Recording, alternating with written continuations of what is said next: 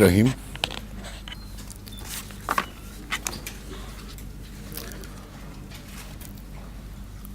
Distinguished guests,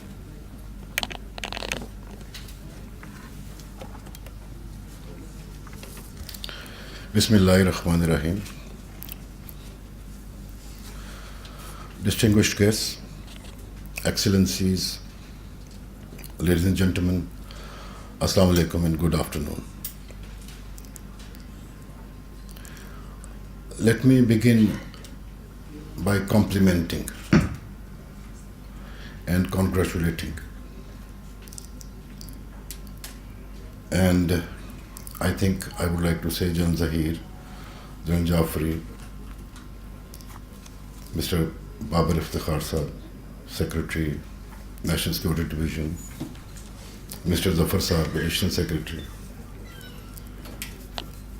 Thank you very much for organizing a befitting seminar collectively. And thanks to your teams as well. Then I would like to thank all the audience, the wonderful people who have come to attend this seminar. Thank you very much for coming over. We'll provide you another opportunity next month on 21st, where we are hosting or holding a seminar on Pakistan, a land of opportunities. And this we are doing it with particular reference to Central Asian republics. So I invite you in advance. Then I would also like to thank the speakers. Thank you very much. You hold the knowledge.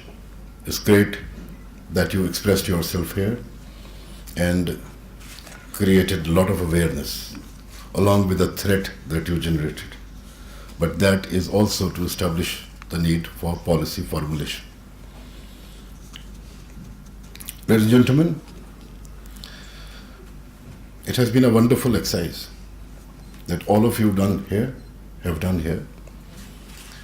I appreciate the questions, the quality of questions, the concerns associated with it. And we will carry it forward. None of your concern will go waste, inshallah.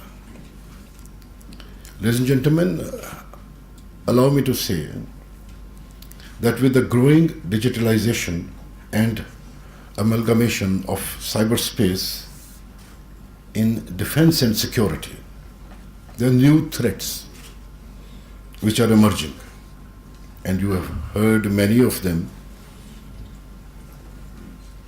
There are so many which are to our surprise. We're talking of data collection, data as next oil, but if virtually you are a user market, if you are a consumer market, and you do not alter this, how do you reach there? What you are pointing now? The whole sphere has been monopolized. It is knowledge-based. The one who has the knowledge and the will, he will have his monopoly. This is such a domain.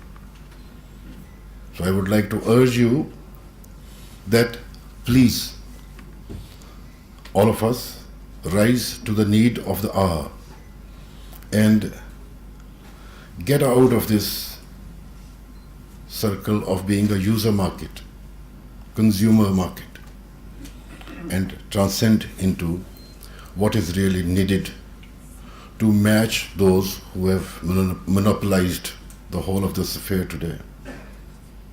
That's where the answer lies. Somehow, the developing states like Pakistan are so engulfed in their traditional and conventional threats that issues emanating from such like inventions and innovations somehow escape our focus and attention. The existing and potential threats are multiplying and need to be responded in good time. I won't say that we are not doing well, but I would like to say that we have to do better more than ever before. Ensuring cybersecurity has turned out to be a huge new challenge. And most of the states are still in the process of making a framework to address this problem. We are living in the age of information technology, which has profoundly impacted the thinking of states with regards to warfare and security.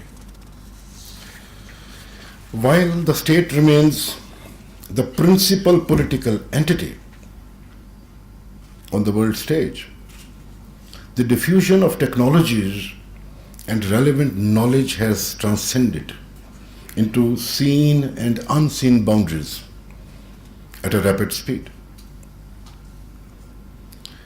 And as our lives increasingly depend on digital services, the need to protect our information from being maliciously disrupted or misused is really very important. The excessive use of internet, which on one hand provides us an easy access to knowledge and information, on the other has put our security at stake. We remain oblivious to the fact that these modern systems also make us vulnerable. As our lives are becoming easier due to our increasing reliance on the internet, ensuring cybersecurity has also become a need of the hour. With the growing volume and sophistication of cyber attacks, the volume of these attacks reaches to enormous number daily. Cybersecurity researchers have been working for many years to prevent computers, databases, programs, systems, and networks from unauthorized accesses, attackers, hackers. Similarly, I think it is important for Pakistan to securitize its cyberspace, because otherwise our communication systems, working critical infrastructure, financial systems, and conventional systems can become targets. And we are a country with strategic capabilities. Anything there can also lead us to serious issues. And at present, due to lack of cyber securitization, at societal level, Pakistan's cybersecurity is quite vulnerable. Let's face it, we have to go a long way. And as we all know, in cyber attacks, most enemies try to steal critical information or disrupt national critical infrastructure to create panic and thus playing havoc with national security. Like many other technological innovations in realm of security, somehow cyber security is a gray area. States cannot afford to leave this gray area open for the enemy to exploit, disrupt or destroy. Just because the state as an entity, as a physical entity, is not damaged. The problem is not just prioritizing cybersecurity. There's a critical need to make the people and government to appreciate and realize the gravity of the problem as an issue of national security, as one of the issue of national security. And as it is currently, very few people understand the sensitivity and magnitude of the problem. How we as a country are exposed and vulnerable. Not just our state people, but the state entities too. We need to understand and prioritize cybersecurity at the highest level.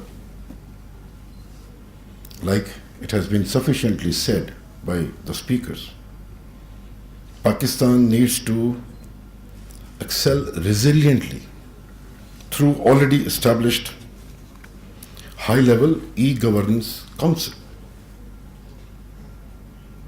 That council is needed for policy formulation. We have talked of silos, so that council has to ensure interagency coordination and to provide enabling environment, conduct researches, analysis, enhance capacity, develop policies and strategies, advise various branches of government, academia, information and security professionals to ensure cyber security of Pakistan.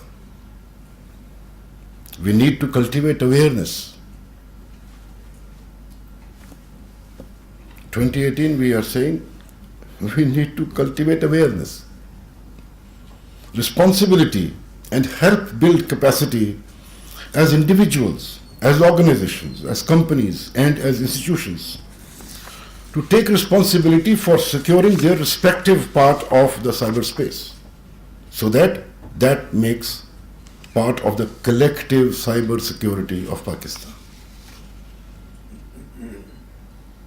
And we also need to educate that the digital regime stretches around the globe, irrespective of geographical boundaries.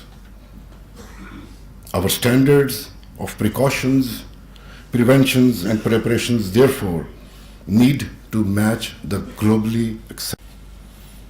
That's where you have to reach. From a consumer market, from a user market, to international level. And it's a journey that we have to transit. And I would, for this, call upon experts to extend a helping hand and assist the state institutions, corporate sector, and general public to effectively leverage our potential in this field. Ladies and gentlemen, I thank you all. Thank you all for being part of this wonderful endeavor on something which is critical to our national security.